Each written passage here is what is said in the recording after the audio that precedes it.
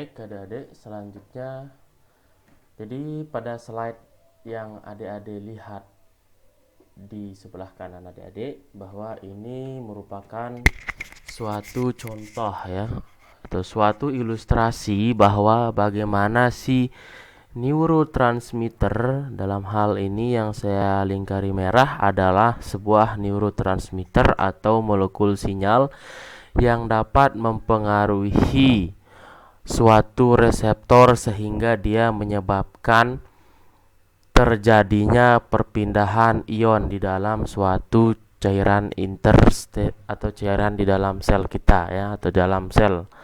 Nah, jadi perlu saya garis bawahi pada adik sekalian bahwa suatu reseptor obat atau target obat itu adalah suatu makromolekul ya. Suatu makromolekul ini tentunya ini merupakan kumpulan dari molekul-molekul yang tentunya ukurannya besar karena makro ya.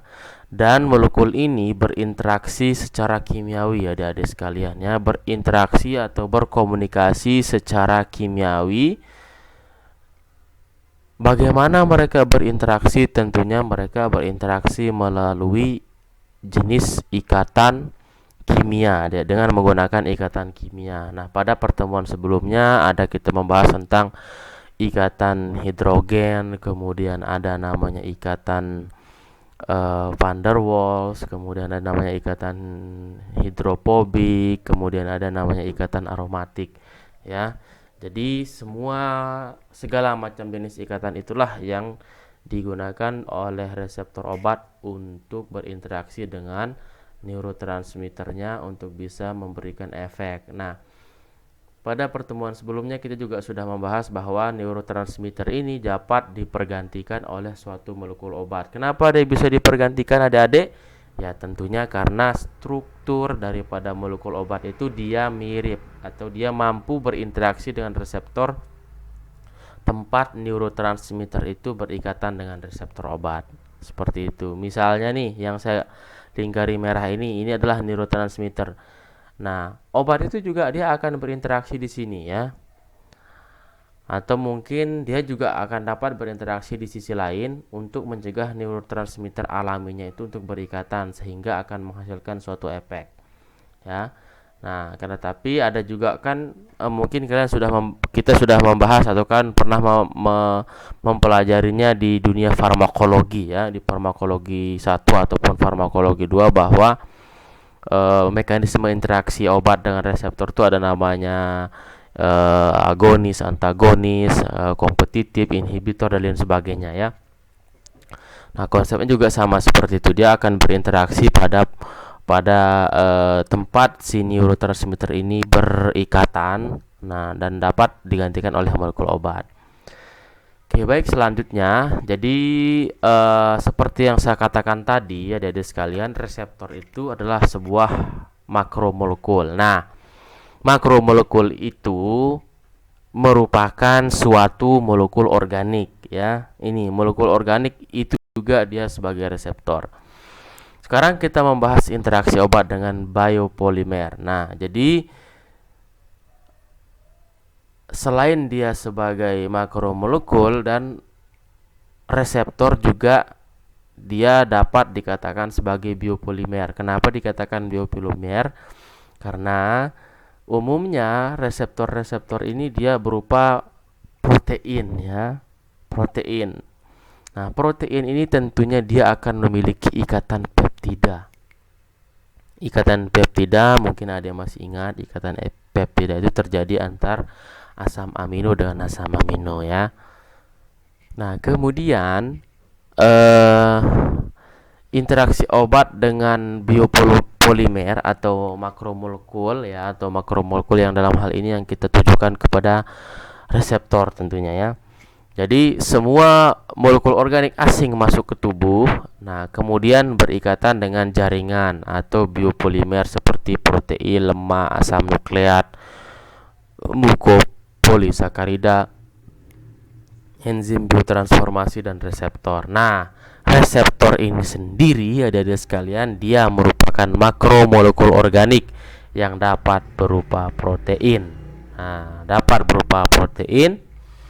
Nah, kemudian interaksi obat dengan biopolimer ini mempengaruhi awal kerja, masa kerja, dan besar efek biologisnya. Nah, makanya di sini biopolimer.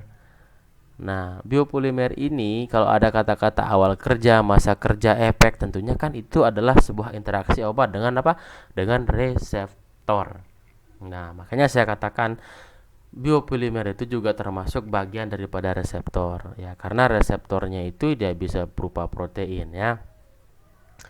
Oke, selanjutnya interaksi obat dengan biopolimer. Nah, seperti yang ada pada gambar yang ada lihat di sini ada ilustrasi ya, bahwa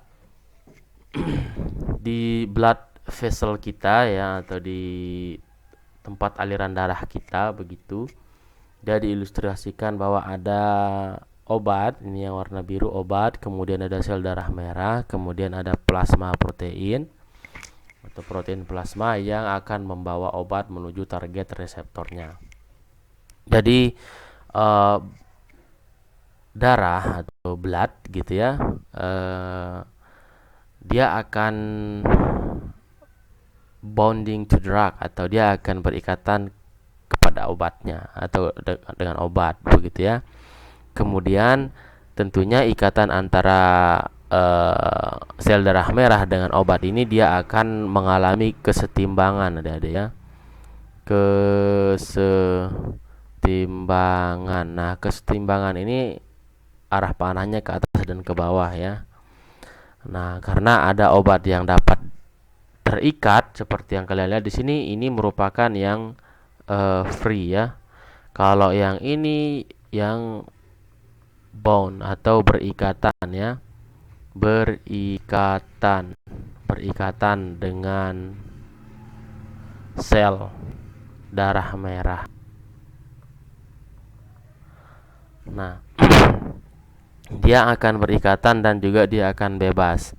Nah, kemudian yang free drug ini atau obat yang belum berikatan ini, dia juga tentunya di dalam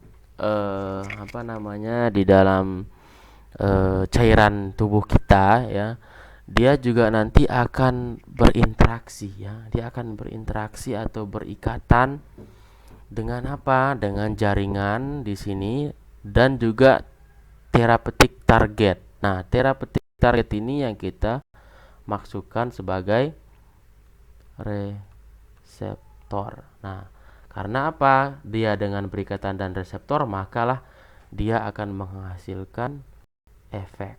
Nah, kemudian kalau sudah telah mengalami kesetimbangan, baik itu dia kesetimbangannya ke atas dan ke bawah, itu barulah dia akan di clearance ya. Clearance ini mungkin dia maksudnya adalah diekskresikan. Nah, proses dia diekskresikan obat ini tentunya sudah kita pelajari pada pertemuan awal-awal ya.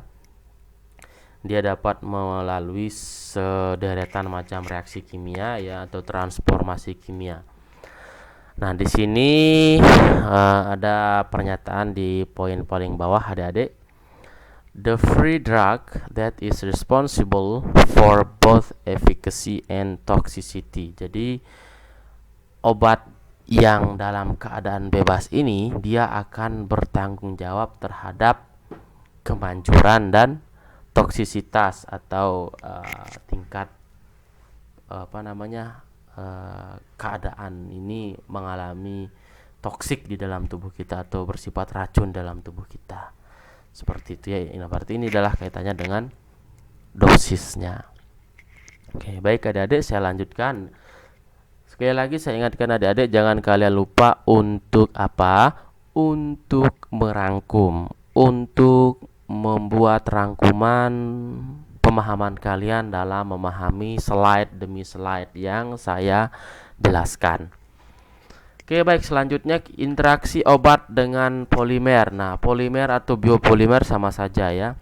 Polimer itu ya reseptor, ya biopolimer itu juga sebuah reseptor. Nah, polimer itu merupakan suatu senyawa atau suatu senyawa kimia yang ikatannya berulang-ulang dan penyusunnya itu setara atau serupa ya. Kemudian interaksi obat dengan polimer itu dibagi menjadi dua, adik-adik. Ada interaksi tidak khas dan interaksi khas. Nah, di sini ada ilustrasi enzim ya.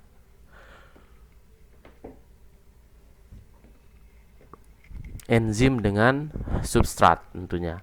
Nah, ini sebetulnya konsep interaksi enzim dan substrat ini juga sama persis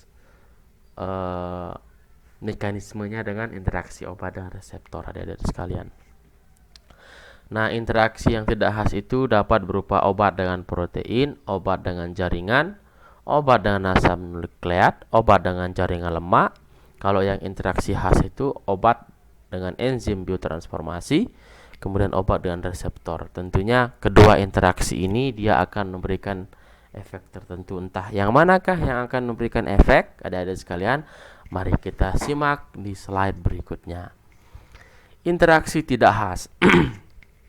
Interaksi obat dengan biopolimer yang hasilnya tidak memberikan efek yang berlangsung lama dan tidak menyebabkan perubahan struktur molekul obat maupun biopolimer. Nah, dari pernyataan berikut ini, dapat kita simpulkan bahwa ternyata interaksi yang tidak khas ini menyebabkan tidak terjadinya konformasi atau bentuk struktur daripada biopolimer ataupun reseptor.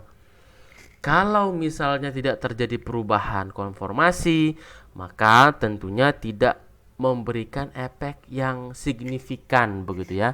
Efikasinya itu atau kemanjurannya itu tidak maksimal. Nah, kenapa dia bisa tidak maksimal ya? Karena sifatnya di sini reversible. Nah, kemudian juga ikatan kimia yang terlibat mempunyai kekuatan yang relatif lemah. Kemudian juga tidak menghasilkan respon biologis. Nah, tidak menghasilkan respon biologis ini ya salah satu alasannya ya dengan ikatannya yang terlalu lemah ya. Mungkin ikatan yang terlalu lemah itu bisa berupa ikatan van der Waals seperti itu ya. Karena kalau misalnya ikatan yang cukup kuat seperti ikatan hidrogen itu dia akan lebih lama dia berinteraksi atau lebih lama dia menduduki sisi aktif daripada suatu reseptor, adik-adik sekalian. Nah, jadi interaksi yang tidak khas ini tidak memberikan efek yang signifikan. Begitu ya adik-adik ya. Dan apa yang membuat dia tidak signifikan ya karena interaksi kimiawinya tadi ya. Ikatan hidrogen yang mungkin mereka tidak miliki, atau mungkin interaksi yang dapat atau gugus fungsi yang dapat berinteraksi itu tidak banyak. Kenapa ya? Karena struktur daripada si obat ini tidak sesuai dengan sisi aktif. Kan pertemuan sebelumnya sudah kita bahas ya. Misalnya obat yang memiliki interaksi yang lebih banyak, tentunya dia akan lebih mudah atau lebih dapat memasuki sisi aktif dari suatu reseptor sehingga memberikan efek yang lebih baik. Ya kan? Kalau minggu sebelumnya saya menjelaskan bahwa jumlah gugus fungsi yang dapat berinteraksi dengan sisi reseptor yang aktif, maka dia akan memberikan kemanjuran yang lebih tinggi atau lebih baik. Seperti itu ya.